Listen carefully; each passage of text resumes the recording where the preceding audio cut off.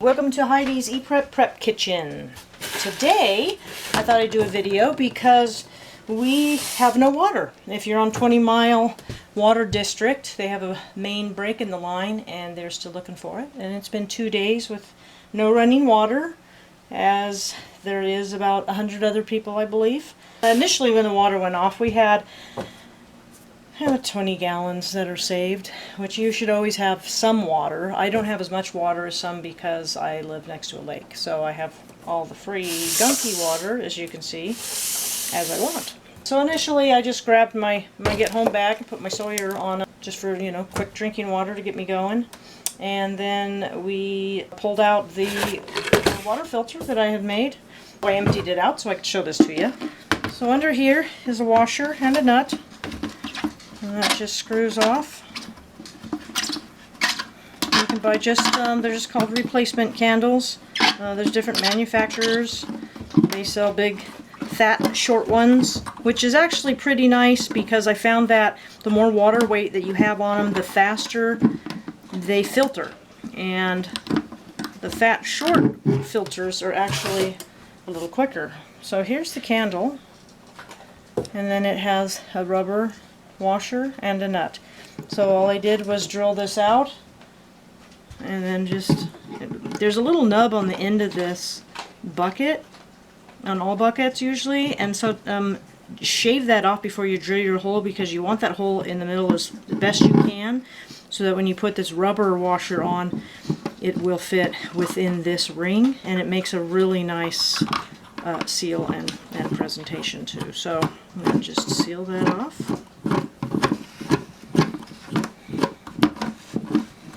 You don't want to over tighten it because it is a rubber washer. And compression can wreck them, actually make it worse. So I just have it finger tight. Now this bucket, I made a little bit bigger hole. And this hole is actually the diameter of this, so that when I lay this on here, it fits nicely right in there. Now once I have that set up, now I can pour my water in. I got this out of the lake, and so I just did a little setup here for a pre-filter, and basically I have this little paint thing, and I'm just going to put a paper towel in there. Since we're only going to be out a couple days supposedly, I'm just doing a little makeshift. I just put it through a regular screen to get out the leaves. And then, like I said, I just have a dish towel and washcloth in the bottom. So this first one is to mainly get out the disgusting chunks. Okay, now I have pre-filtered water that is still incredibly brown, but all the chunks are out of it. Okay, from this point I moved it over here so the spigot would be a lot lower, so I could stack up my third rung, which is going to be the pre-filter. Now I put a lid on this, and I scraped off the little divot. I didn't do a very good job of getting it dead center. Try to get that dead center. This little divot really helps contain the water within the lid so it doesn't spill over from the pre-filter. So now we got a hole in the lid. Okay, so you can see the virtue of actually taking the time to take this off, because it just slips to the side. But for pre-filter, it's fine. It just needs to be within this, so it'll match the one over there. What I do, particularly, I don't care so much about this, except for the extra particles, but inside you'll see there's a lot of gunk. So I do take my razor blade and cut that off. This is particularly important for the hole that you drill for the filter. And that way it seats, and the Alright, now that I got the second, now I can lay that on there. Now, you will see when you twist it around, you can see right straight into the water. The nice thing about using a full-size bucket on a full-size bucket is it fits right in the lip, and you're going to keep it right in with the hole, so it's not going to shift. Okay, so now I have the pillowcase over it, and this was going to catch just the bigger particles and the leaves and things like that. You can see how dirty it's getting already. But now I can just pour the water straight in, it'll pre-filter and just drop into the filter and then just start filtering all in one unit. Okay, so it's been filtering for a little bit, so I should get a little water out of there. Look at that. Look at that crystal clear water. Da, da, da. One of the things that I did want to add is when you put your filter in originally and you tighten it down, lift it up, put some water in it, and then lift it up over your head so you can see underneath it, and watch for that to start dripping, because you want to make sure that it's dripping just from the spout at the bottom and that nothing around the washer is leaking, because if it is, then you're getting contaminated water in your clean water. So be sure you test that whenever you switch a filter out or install one.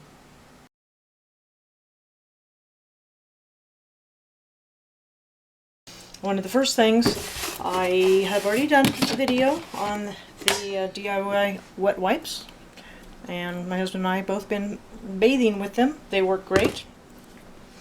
You can use usually about 6 of these, 4 to 6, and you can do an entire body clean, and it works absolutely fabulous. And you can watch the YouTube video for how I make the body wipes.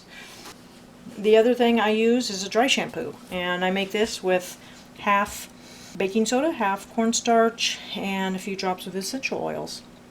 And basically all I do is sprinkle some in my hand, run it through my head real good, pick up all those oils, and then I take a nice brush and I just start brushing my head. And the nice thing about brushing the head is, one, you're getting the powder out, so your hair's not whitish. And secondly, it'll help stimulate the oils along on your scalp so that your scalp doesn't get dry. But your hair will look absolutely great if you use the dry shampoo, and you can use the DIY wet wipes. Now, at a certain point, you're going to want to take a real shower, and that's where the portable camp shower comes in really handy for the home. Right here is my Ivation portable rechargeable shower, and this is really basically a small water pump. It sits in just like that. And I have a small solar panel. You can buy those on Amazon. I can put a link to the one I have, and you can plug that right in, and you can actually recharge this battery, or you can plug this into your computer or into the wall in a jack and recharge it if you have electricity. Now I have electricity, so mine's really easy to recharge. Now once you get it recharged, you want to put this back down because this waterproofs it so that you can submerge this. This should never be turned on unless it's in here in the water and you want to turn it off before you run out of water. And this connects to a nice head, and it also comes with a nice hook you can use and a suction cup. And basically you just boil yourself a gallon or so of water. I'm going to use a lot bigger bucket, and I'll put a gallon of water, boiling water, in there, and then I'll just dump in a couple other gallons to cool it down to bath temperature, and we can take a shower. Hi, welcome to Heidi's camp bathroom. Now, I'm not in my kitchen. I'm actually here to demonstrate a nice little portable shower unit, and you take a look at it here. You just turn on the pump while it's in water, and there you have it. That's our shower right there. Got a nice spring too. So it's warm enough. I put 1 gallon of hot water and 2 gallons of cold water. And it's doable. I can't say that it's a nice hot shower, so you might want to actually put in a couple gallons of boiling water to one.